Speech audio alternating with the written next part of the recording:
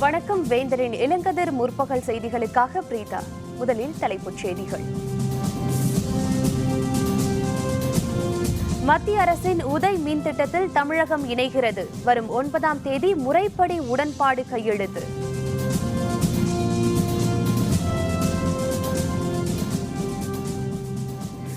தமிழக காங்கிரஸ் செயற்குழு கூட்டம் ஆரம்பம். கட்சி செயல்பாடு பற்றி ஆலோசனை.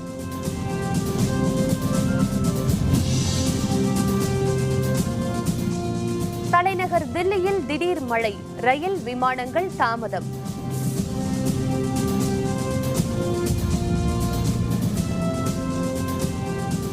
இளம்பெண் மீது பாலியல் தாக்குதல், பெங்களூருவில் தொடரும் குற்றச்செயல்.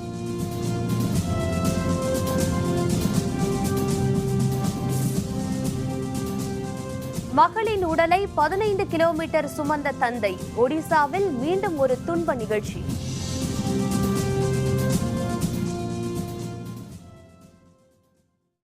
மத்திய அரசின் உதய் எனப்படும் மின் விநியோக உறுதியளிப்பு திட்டத்தில் தமிழகம் இணைய உள்ளது. இதற்கான முறையான உடன்பாடு தில்லியில் வரும் 9ஆம் தேதி கையெழுத்தாக உள்ளது. உதய் மின் திட்டத்தில் ஜார்க்கண்ட் மாநிலத்தை தொடர்ந்து பல்வேறு மாநிலங்கள் இணைந்து வருகின்றன. கடந்த ஆகஸ்டில் புதுச்சேரி மாநிலமும் இந்த திட்டத்தில் இணைந்தது.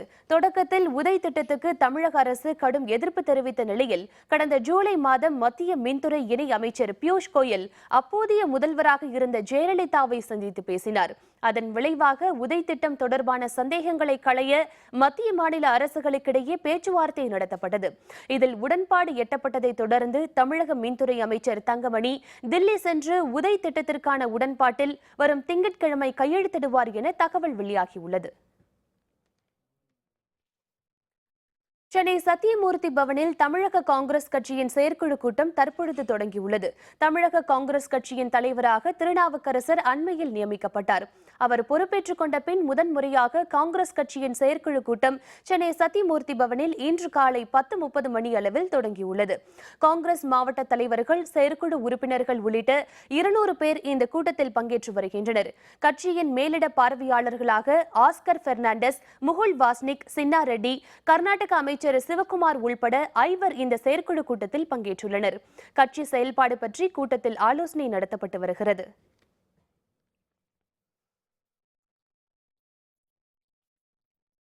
தில்லியில் இன்று அதிகாலையில் திடீரென பெய்த மழையால் 70 ரயில்கள், 2 பன்னாட்டு விமானங்கள் தாமதமாகின. கடந்த ஆண்டு போதிய மழை பெய்யாததால் தலைநகர் தில்லி கடும் வறட்சியை சந்தித்தது. தில்லி மாநில வரலாற்றில் கடந்த டிசம்பர் மாதமே மிகவும் வறட்சியான மாதமாக அறிவிக்கப்பட்டது. மழைக்கு பதிலாக தில்லியை பனிமூட்டம் வாட்டி வந்த நிலையில் இன்று தில்லியின் ராஜபாதை, இந்தியா கேட் உள்பட பல்வேறு பகுதிகளில் மழை பொழிந்தது. இதனால் 70 ரயில்கள், 2 பன்னாட்டு விமானங்கள் தாமதமாகின. 16 ரயில்களின் நேரம் மாற்றியமைக்கப்பட்டது. 2 ரயில்கள் ரத்து செய்யப்பட்டன. புத்தாண்டில் பெய்த இந்த திடீர் மழை தில்லியில் வசிப்பவர்களுக்கு மகிழ்ச்சியை அளித்துள்ளது. பெங்களூருவில் 23 வயது பெண் ஒருவர் மீது நடந்துள்ள மற்றொரு பாலியல் வன்முறை சம்பவம் அதிர்ச்சியை ஏற்படுத்தியுள்ளது. பெங்களூருவில் பெண்கள் மீதான பாலியல் தாக்குதல்கள் நாளுக்கு நாள் அதிகரித்து வருகின்றன. அண்மையில் காமனஹள்ளி பகுதியில் சிறிய சந்து ஒன்றில் பைக்கில் வந்த இருவர் இளம்பெண்ணை வழிமறைத்து நடத்திய பாலியல் துன்புறுத்தல் பெரும் பரபரப்பை ஏற்படுத்தியது. இந்நிலையில் கிழக்கு பெங்களூருவில் நாகர்வாரா முதன்மை சாலையில் 23 வயது இளம்பெண் ஒருவர் அதிகாலை 6:30 மணியளவில் அரபிக் கல்லூரி பேருந்து நிலையம் அருகே சென்று கொண்டிருந்தார். அப்போது அடையாளம் தெரியாத ஒருவர் அந்த பெண்ணை பாலியல் துன்புறுத்தலுக்கு உட்படுத்தினார். பெண்ணின் நாக்கை கடித்து அவர் காயப்படுத்தினார். தெருநாய் ஒன்று அந்த பெண்ணுக்கு உதவியதாக குறைத்ததால் அந்த நபர் தப்பி ஓடினார். இந்த காட்சிகள் அனைத்தும் அங்கிருந்த சிசிடிவி கேமராவில் பதிவாகின. தற்பொழுது அந்த இளம்பெண் அம்பேத்கர் மருத்துவக் கல்லூரி மருத்துவமனையில் சிகிச்சைக்காக அனுமதிக்கப்பட்டுள்ளார். கேஜி காவல் நிலைய காவலர்கள் இதுபற்றி வழக்கு பதிந்து விசாரித்து வருகின்றனர். பெங்களூருவில் பெண்கள் மீது தொடரும் இதுபோன்ற தாக்குதல்கள் அதிர்வலைகளை ஏற்படுத்தி வருகின்றன. முலாயம் சிங்குக்கு எதிராக பனிப்போர் நீடித்து வரும் நிலையில் 500 கோடி ரூபாய் மதிப்புள்ள சமாஜ்வாதி கட்சியின் வங்கிக் கணக்குகளை அகிலேஷ் யாதவ் முடக்கி வைத்துள்ளதாக தகவல் வெளியாகியிருக்கிறது. உத்தரப்பிரதேசத்தில் ஆளும் சமாஜ்வாதி கட்சிக்கு தில்லி, எத்வா, லக்னோ போன்ற நகரங்களில் உள்ள பரோடா வங்கி, ஸ்டேட் வங்கி, விஜயா வங்கி கிளைகளில் சுமார் 500 கோடி ரூபாய் அளவுக்கு பணம் உள்ளது. இந்த பணம் அகிலேஷின் கோரிக்கைப்படி முடக்கி வைக்கப்பட்டுள்ளது. உத்தரப்பிரதேச சட்டப்பேரவை தேர்தல் தேதி அறிவிக்கப்பட்டுள்ள நிலையில் இருதரப்புக்கும் தேர்தல் செலவுக்கு பணம் தேவை. இந்நிலையில் லக்னோவில் நடந்த கூட்டத்தில் கட்சியின் தேசிய தலைவராக தேர்வு செய்யப்பட்ட அகிலேஷின் கட்டுப்பாட்டில் கட்சி சென்றுவிட்டதாகவும் குடும்ப உறுப்பினர்கள் மற்றும் எம்எல்சிக்கள் சிலர் மட்டுமே முலாயமிற்கு ஆதரவாக இருப்பதாக கூறப்படுகிறது. முலாயம் தனிமைப்படுத்தப்பட்டுள்ளதாகவும் கூறப்படுகிறது. இதனிடையே அகிலேஷின் பரிந்துரைப்படி பல மாவட்டங்களுக்கு தலைவர்கள் நியமிக்கப்பட்டுள்ளதாகவும் காங்கிரசுடன் கூட்டணி அமைத்து போட்டியிட்டு வெற்றி பெறுவது குறித்து அகிலேஷ் ஆலோசித்து வருவதாகவும் தகவல்கள் வெளியாகி வருகின்றன.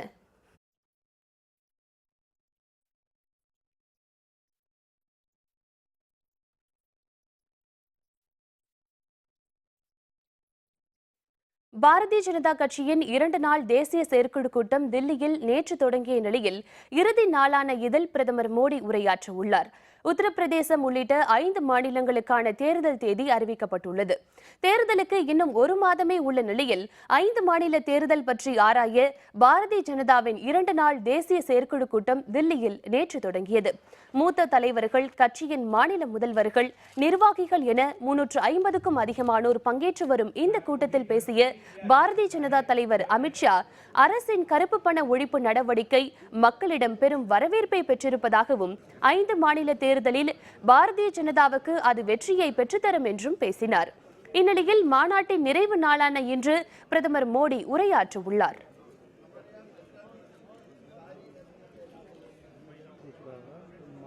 உத்தரப்பிரதேசத்தில் எழுந்துள்ள அரசியல் குழப்பம் காரணமாக அடுத்த மாதம் நடைபெறவுள்ள சட்டப்பேரவை தேர்தலில் பாரதிய ஜனதா ஆட்சியை கைப்பற்றும் என மத்திய அமைச்சர் உமா பாரதி நம்பிக்கை தெரிவித்துள்ளார்.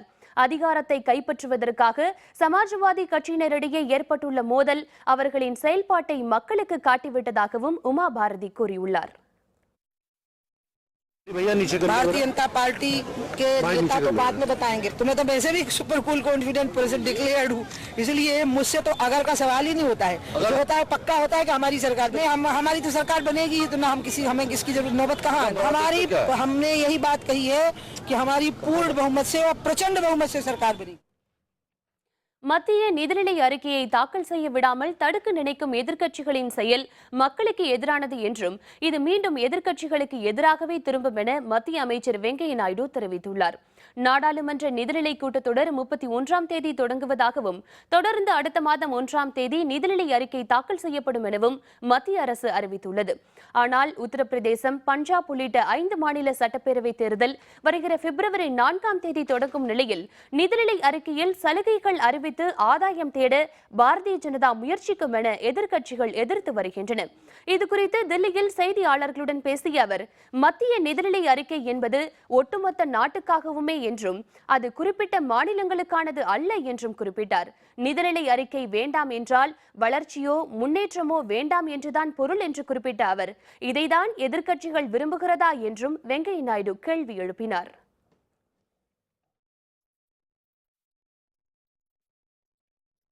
பிரதமர் மோடிக்கு பதிலாக பாரதிய ஜனதா மூத்த தலைவர் அத்வானி தலைமையில் தேசிய அரசு அமைக்க வேண்டும் என்று திரிணாமுல் காங்கிரஸ் தலைவரும் மேற்கு வங்க முதல்வருமான மமதா பானர்ஜி வலியுறுத்தியுள்ளார்.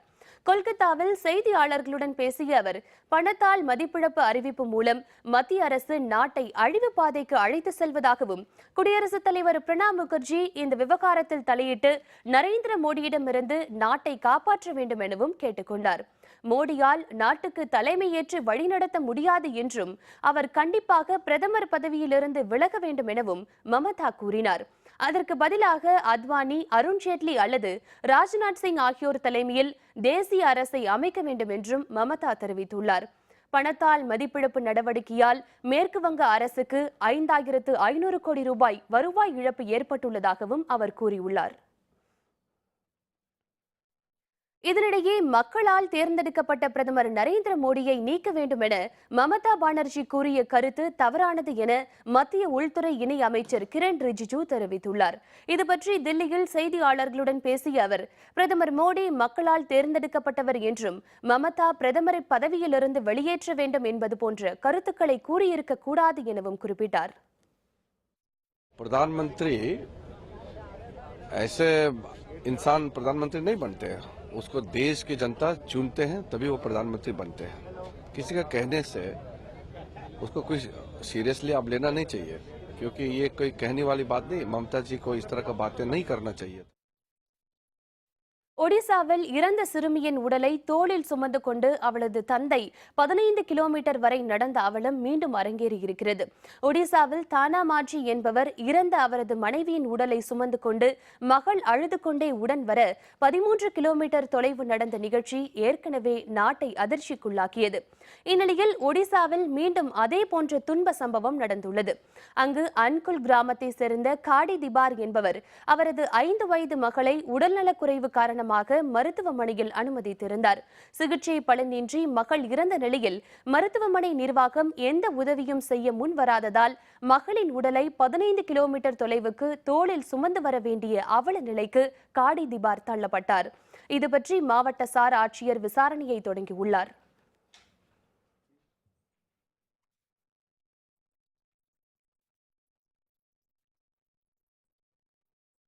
கள்ளப்பணத்தால் புழக்கம், வணிகர்கள் மக்கள் அதிர்ச்சி. விவரம் விளம்பர இடைவேளைக்கு பிறகு.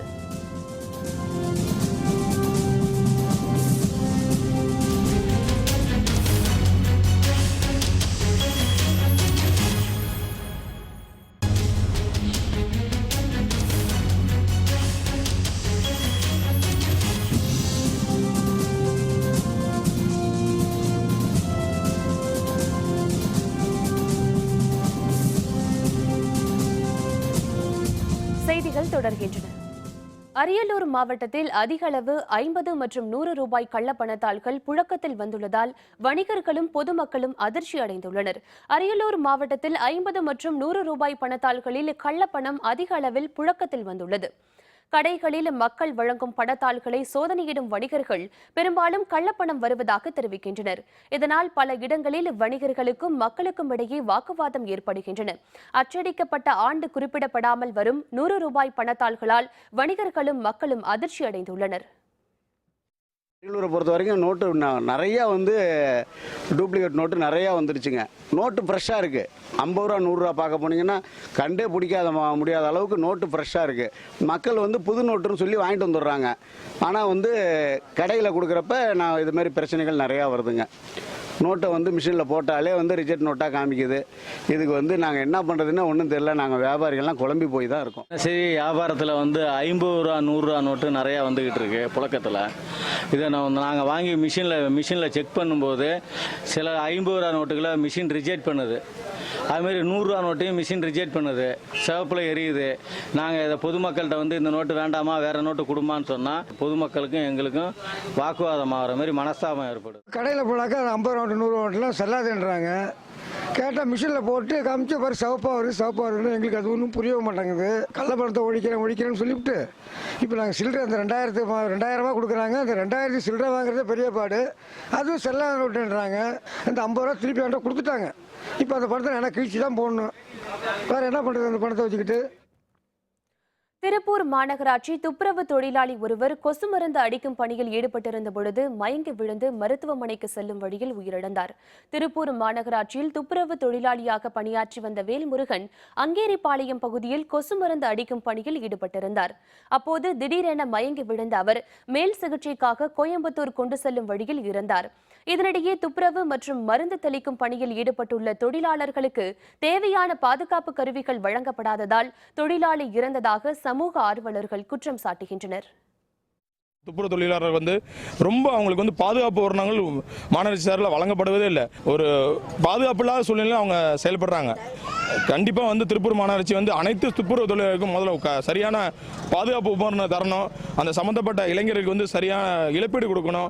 அவங்க குடும்பத்துக்கு வேலை கொடுக்கணும். சுகாதார சீர்கேடு நிறையா இருக்குது. அதை உடனடியாக மாநகராட்சியும் நடவடிக்கை எடுக்கணும். சுத்தம் பண்ணுறதுக்காக அங்கேருந்து வந்துருந்துக்காங்க. அந்த காம்பவுண்டில் அடிச்சு போட்டு பக்கத்து காம்பவுண்ட் வந்தாங்க அடிக்கிறதுக்கு. உள்ள ஒரு ஆள் அடிச்சுட்டு வந்தார். இவர் உள்ளேருந்து வெளியே வந்தார். அதை கரிச்சு இரும்புற மாதிரி இருந்து கரிச்சு இப்போ எடுத்துட்டு இப்படி இரும்புற அப்படியே கீழே விழுந்து அடிவட்டர் மண்டையில். அப்போ மருத்துவர்களாக இருந்திருந்தாங்க. அது அப்போ ஆம்புலன்ஸ் எடுத்துகிட்டு போய் ஆலிவர் இறந்துட்டார். காஞ்சிபுரம் மாவட்டம் திருக்கழுக்குன்றம் அருகே வீராணம் குழாயில் ஏற்பட்டுள்ள உடைப்பு சரி செய்யப்படாமல் இருப்பதால் குடிநீர் தட்டுப்பாடு ஏற்பட வாய்ப்புள்ளதாக பகுதி மக்கள் குற்றம் சாட்டுகின்றனர். சென்னை மாநகரத்தின் குடிநீர் தேவைக்காக கடலூர் மாவட்டம் வீராணம் ஏரியிலிருந்து ராட்சச குழாய் மூலம் நீர் கொண்டுவரப்படுகிறது. இந்த வீராணம் குழாயில் காஞ்சிபுரம் மாவட்டம் திருக்கழுக்குன்றம் அருகே உள்ள முடையூர் ஏரிக்கரை பகுதியில் கடந்த 4 மாதங்களுக்கு முன்பு உடைப்பு ஏற்பட்டது. ஏர் வால்வில் ஏற்பட்ட அழுத்தம் காரணமாக இந்த உடைப்பு ஏற்பட்டதாக கூறப்படும் நிலையில் மக்கள் பலமுறை புகார் அளித்தும் இந்த உடைப்பு சரி செய்யப்படவில்லை என கூறப்படுகிறது. இதனால் குடிநீர் தட்டுப்பாடு ஏற்படும் அபாயம் உள்ளதாக பகுதி மக்கள் தெரிவிக்கின்றனர். இதனிடையே வீராணம் குழாயில் உள்ள அழுத்தத்தை குறைப்பதற்காகவே செயற்கையான முறையில் நீரை வெளியேற்றி வருவதாக குடிநீர் திட்ட அலுவலர்கள் தெரிவிக்கின்றனர்.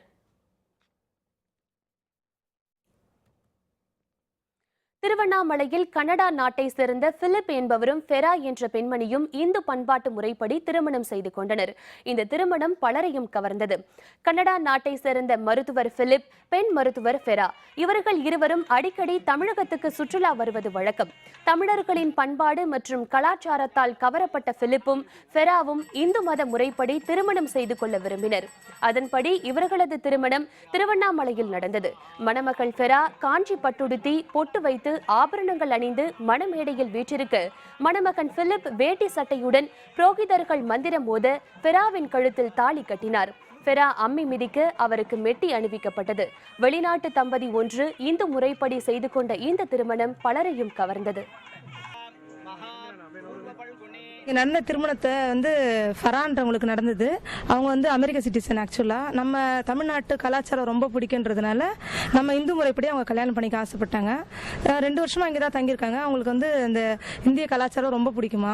என்னோட தங்கச்சி வீட்டில் அவங்க 2 இயர்ஸாக தங்கியிருக்காங்க. ஸோ மேரேஜுக்கு எங்களெல்லாம் இன்வைட் பண்ணியிருந்தாங்க. கூட இருந்து நாங்கள் நல்லபடியாக முடிச்சு கொடுத்தோம். திருவாரூர் அருகே சம்பா பயிர் கருகியதை கண்டு வேதனையடைந்து வயலில் மயங்கி விழுந்த பெண் விவசாயி ஒருவர் மருத்துவமனைக்கு கொண்டு செல்லும் வழியில் இறந்தார்.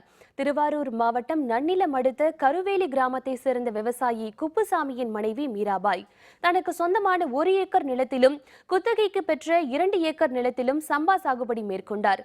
போதிய தண்ணீர் இன்றி பயிர்கள் கருகியதால் தங்க நகைகளை வைத்து பெற்ற கடனை திரும்ப செலுத்துவது பற்றி அவர் கவலையுடன் காணப்பட்டார். இந்நிலையில் விளை நிலத்துக்கு சென்ற மீராபாய் அங்கு திடீரென மயங்கி விழுந்தார். இதையடுத்து கும்பகோணம் அரசு மருத்துவமனைக்கு கொண்டு செல்லப்பட்ட அவர் மேல் சிகிச்சைக்காக தஞ்சாவூர் கொண்டு செல்லும் வழியில் உயிரிழந்தார். இதனால் திருவாரூர் மாவட்டத்தில் மட்டும் விவசாயிகளின் பலி எண்ணிக்கை 18ஆக உயர்ந்துள்ளது. 2 பேரும் வயலுக்கு போயிருந்திருக்காங்க. தண்ணி இல்லாத பயிர் கடந்தத்தை பார்த்துட்டு கருவி போய் நெஞ்சு வலி வந்திருக்கு அவங்களுக்கு. உடனே ஆஸ்பத்திரி கொண்டு போனாங்க. போகிற வழியிலே இறந்துட்டாங்க. அவங்களுக்கு 3 ஏக்கர் சொந்த நிலம். சொந்த நிலம் 1 ஏக்கர், பாக்கி 2 ஏக்கர் சாகுபடி. நெஞ்சு வலி வந்ததும் அது தாங்காதான் இறந்துட்டாங்க. விருதுநகர் அருகே பயிர் கருகியதால் மனமுடைந்து மாரடைப்பால் இறந்த விவசாயியின் மனைவி நிவாரணம் வழங்க கோரி மாவட்ட ஆட்சியரிடம் மனு அளித்துள்ளார்.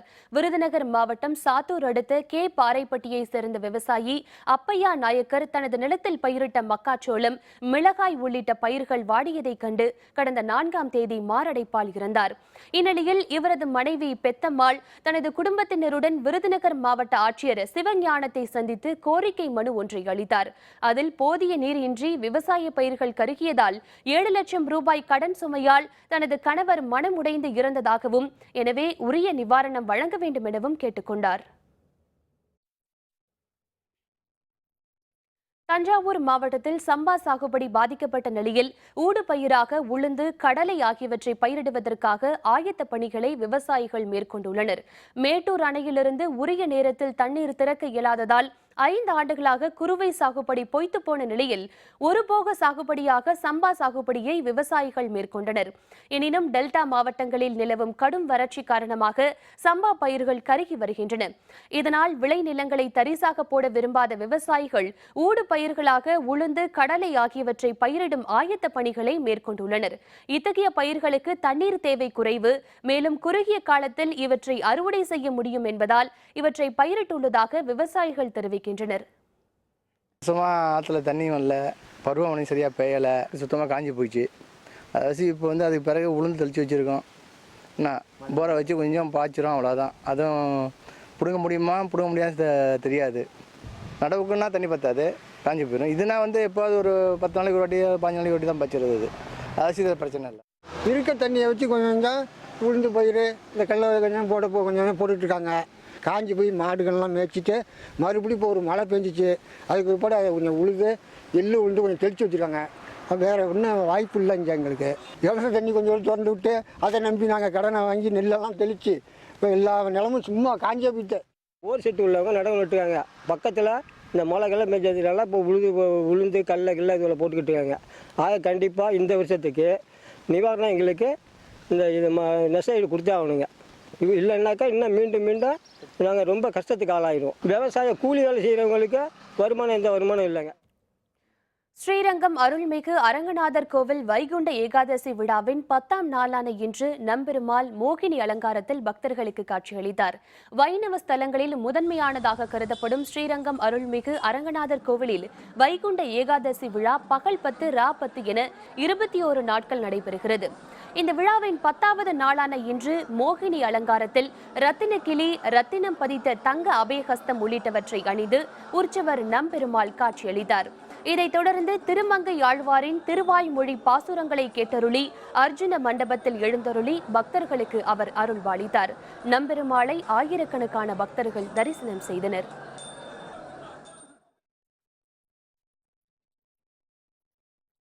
அமெரிக்க விமான நிலையத்தில் துப்பாக்கிச் சூடு, 5 பேர் பலி, 9 பேர் படுகாயம். விவரம் விளம்பர இடைவேளைக்கு பிறகு.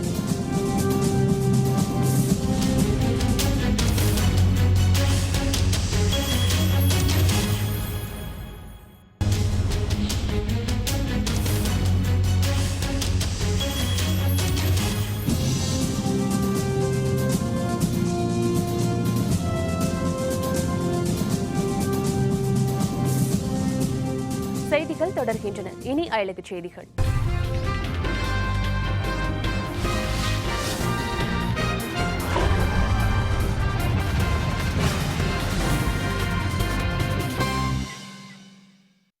அமெரிக்காவின் புளோரிடா விமான நிலையத்தில் அடையாளம் தெரியாத நபர் துப்பாக்கியால் சுட்டதில் 5 பேர் பலியாகினர். அமெரிக்காவின் புளோரிடா மாகாணத்தில் உள்ள ஃபோர்ட் லாடர்டேல் விமான நிலையத்திற்குள் புகுந்த அடையாளம் தெரியாத ஒருவர் பயணிகளை நோக்கி துப்பாக்கியால் சுட்டார். இதனால் பதற்றமடைந்த விமான பயணிகள் ஓடத் துவங்கினர். இந்த துப்பாக்கிச் சூட்டில் 5 பேர் பலியாகினர். இதில் படுகாயமடைந்த 9 பேர் மருத்துவமனையில் அனுமதிக்கப்பட்டுள்ளனர். துப்பாக்கியால் சுட்டவரை பாதுகாப்பு அலுவலர்கள் சுற்றி வளைத்து பிடித்து அவரிடம் முனைப்புடன் விசாரணை நடத்தி வருகின்றனர். இந்த சம்பவத்தை அடுத்து அங்கு பாதுகாப்பு பல மடங்கு பலப்படுத்தப்பட்டுள்ளது. விமான போக்குவரத்தும் நிறுத்தி வைக்கப்பட்டுள்ளது.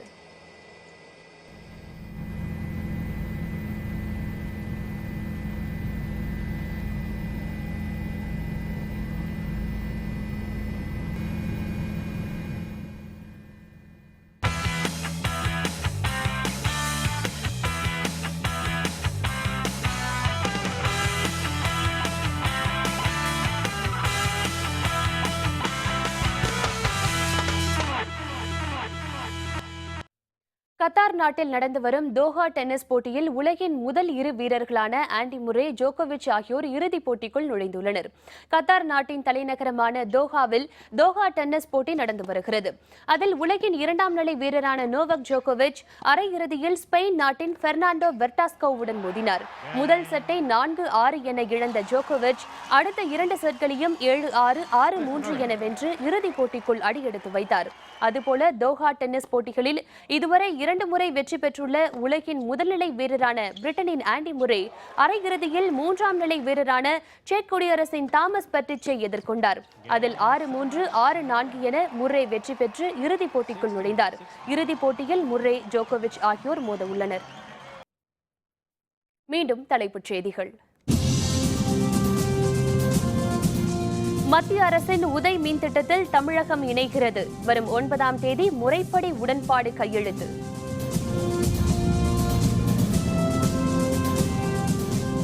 தமிழக காங்கிரஸ் செயற்குழு கூட்டம் ஆரம்பம். கட்சி செயல்பாடு பற்றி ஆலோசனை. தலைநகர் தில்லியில் திடீர் மழை, ரயில் விமானங்கள் தாமதம்.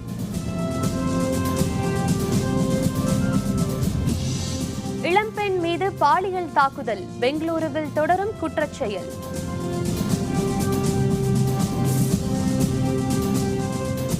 மகளின் உடலை 15 கிலோமீட்டர் சுமந்த தந்தை, ஒடிசாவில் மீண்டும் ஒரு துன்ப நிகழ்ச்சி. இத்துடன் வேந்தரின் இளங்கதிர் முற்பகல் செய்திகள் நிறைவடைந்தன. மீண்டும் பகல் 1:30 மணிக்கு வேந்தரின் உச்சிவேளை பகல் செய்திகளில் சந்திப்போம். வணக்கம்.